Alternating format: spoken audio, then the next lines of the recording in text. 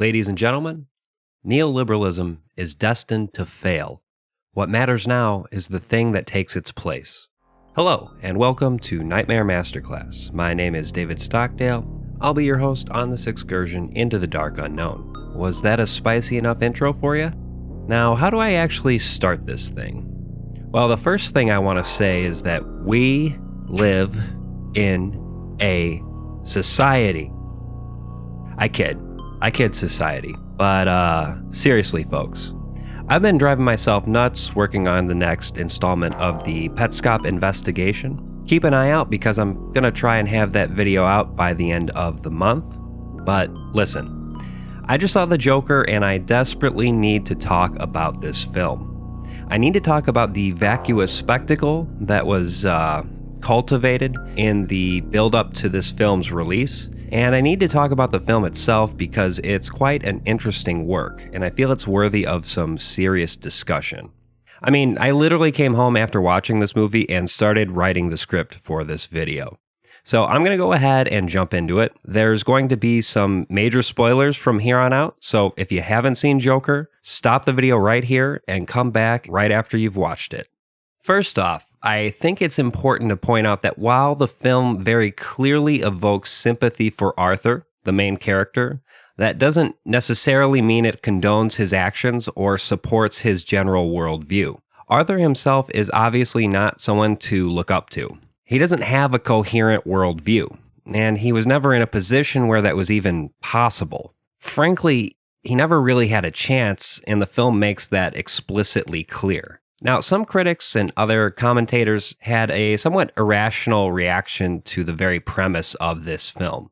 And I think it's rather obvious, but for the sake of clarity, let me just say that judging a film before it even comes out, before you've even seen it, is asinine, childish behavior, and pretty much everyone who took part in that shouldn't be taken seriously. I'm referring specifically to a certain segment of people who, either have some kind of supernatural access to the future, or they're talking completely out of their asses. Of course, I'm talking about the people who predicted that this film would inspire a mass shooting. I think the vast majority of people understand how dumb it is to think that a single film can lead to a mass shooting in a causal sense.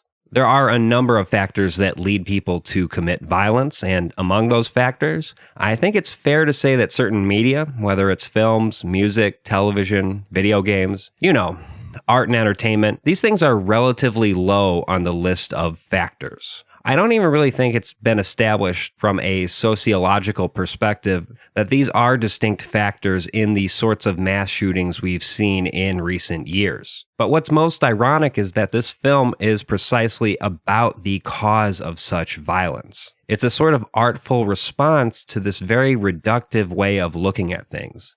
This tendency to isolate certain cultural icons and place blame solely on them for society's problems. So, the Joker's real name is Arthur Fleck.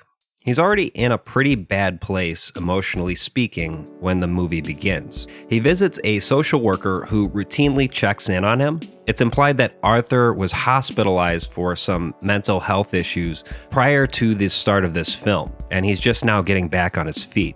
It's also relayed that Arthur has some kind of condition that causes him to laugh at inappropriate times, although whether or not this is actually true is called into question at a certain point in the film.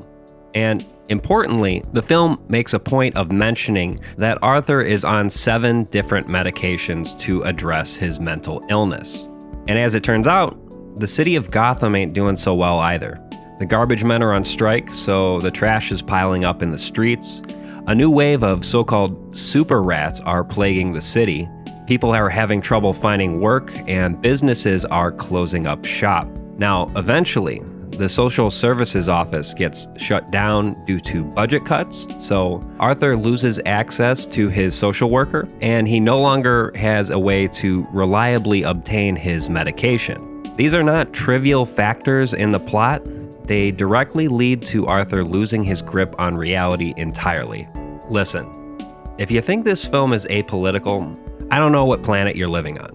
And if you think this film isn't explicitly anti-capitalist in nature, I think we're probably just not watching the same movie. Ultimately, I don't care what the commentators say, and you shouldn't either, because most of them are reactionaries and they don't even realize it. That is to say, they're more closely aligned with the Joker's perspective than that of, say, a leftist. After all, isn't it the Joker who notes the distinct lack of civility in Gotham? He sounds like David Brooks, for Christ's sake. By the way, I think Todd Phillips, the director of this film, is pretty ideologically confused himself. Phillips got a little bit defensive after all the flack he received. In a recent interview, he said, "What's outstanding to me in this discourse in this movie is how easily the far left can sound like the far right when it suits their agenda." Now, I saw a metric shit ton of liberals bash this film prior to its release, but I didn't see a whole lot of leftists bash it. Clearly, Phillips lives in the vacuous bubble that is Hollywood, and his sense of the political spectrum is fairly cartoonish as a result. It's hilarious to me that anyone would think that shitlibs are the quote-unquote far left. Imagine being a big-time Hollywood director, and despite possessing all the resources in the world, your perspective remains so tragically provincial. Imagine having such a warped perspective of the political spectrum that anyone who superficially feigns concern over anything remotely progressive or nominally humanitarian is far left in your eyes. If shitlibs are far left, I guess that makes me like Mecha Stalin or something. I got news for you, Todd Phillips. Liberals are not leftists. Leftists are going to appropriate your movie for the glorious revolution, and there ain't shit all you can do about it, my big bitch. Look, seriously, this film is very clearly about the distinct failure of capitalism to address social problems. If you're wondering why right-wing stochastic terrorism has emerged over the course of the last few years, if you really want to know why mass shootings happen, all you have to do is look at the underlying factors that produce these killers. And that's the point of this film. It's not a huge fucking mystery why Arthur Fleck turned into the Joker. It doesn't take a rocket scientist to figure it out. He needed something that late capitalism simply cannot offer for those living in the working class of this country. He needed to grow up in a more stable environment, and he needed a more reliable support network when he was having mental difficulties. Now, here's a hot take for you. If we take this film seriously, it's fairly obvious that Batman's whole project is flawed from the very beginning. Because, he's essentially attempting to carry out the very same thing his father was trying to do. Whereas Thomas Wayne, in his time, was marketing himself as the savior of Gotham, Batman's goal was to save the city whilst preserving the system that keeps his position in the social hierarchy fundamentally intact.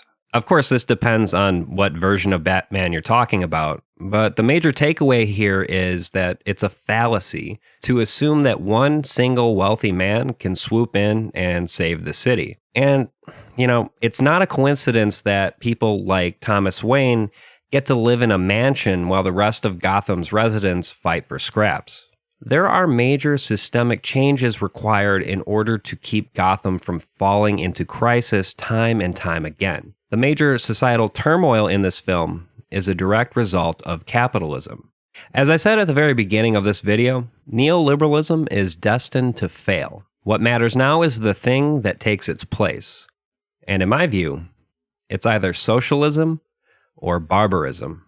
Look, I'm not a utopian. I believe there will always be some level of violence in the world. But it's been shown time and time again that improvements in the material conditions of people's lives lead to better outcomes. And you also need to note that austerity is a distinct characteristic of neoliberalism, the prevailing ideology of the times in which we live. The very same sorts of budget cuts that occurred to the Social Services Office in this film occur in real life and lead to measurably worse outcomes. This is borne out in actual data. We need to work towards a society that doesn't continually fail the Arthur Flecks of the world. And that can only be accomplished by addressing the systemic problems that very clearly gave rise to the Joker. This film is explicit about the underlying factors that caused Arthur's mental break, and each of these factors are entirely in line with the things that cause people to snap in real life. So, to the critics and commentators who expressed discomfort with the premise of this film, I have a humble suggestion. Rather than pinning the blame for mass shootings on a film that you haven't even seen yet, it'd probably be a better idea to advocate for systemic change. Advocate for real, radical measures to improve the material conditions for the working class. And abolish capitalism. That wraps it up for this installment of Nightmare Masterclass. If you enjoy my videos and want to support me on a monthly basis, you can do so for as little as $1 a month on Patreon. And if you join soon, you'll get access to the very first installment of my upcoming podcast, Nightmare Tonight. If you enjoyed this episode, I think you'll enjoy the topic because it's essentially an in-depth discussion of Joker. So to get access to that and other goodies, go to patreon.com/Nightmare Masterclass. Thank you for watching, and good night.